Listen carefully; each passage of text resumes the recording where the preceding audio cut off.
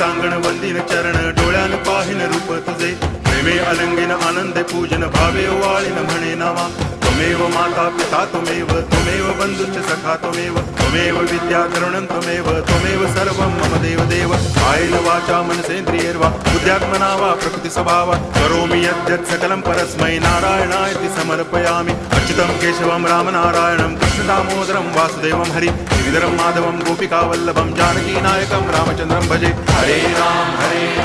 Ram Ram Hare Hare Hare Krishna